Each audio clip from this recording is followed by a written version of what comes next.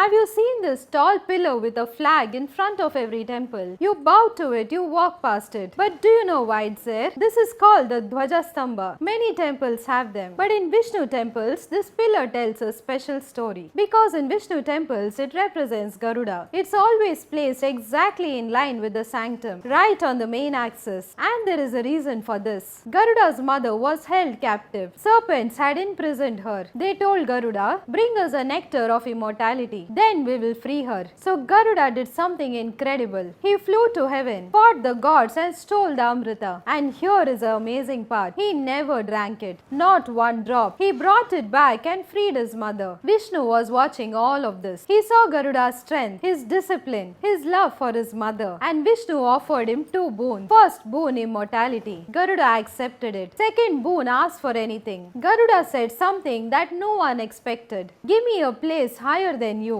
The gods were shocked. Higher than Vishnu? Vishnu smiled. "Granted," he said. "You will be my banner. You will stand on my flag and you will rise before me in every temple." Garuda got exactly what he asked, but not in the way he expected. He became the Dvajastambha, the flagpole that stands taller than the temple, the banner that announces Vishnu's presence. The one who could fly anywhere chose to stand still. The king of birds became a pillar, not as punishment but as a highest service. This is why the Dvajastambha stands there. It's not decoration, it's not just a flagpole. It's Garuda standing guard, watching over Vishnu, announcing his presence to the world. When the flag is hoisted during festival, it's Garuda calling the god, "Come, the god is here." He asked to be above Vishnu and he is, but he is above in service, not in pride. If this story moved you, share this with someone who visits temples and comment Hari Om in the comments below. Follow the Temple Girl for more hidden stories from our temples.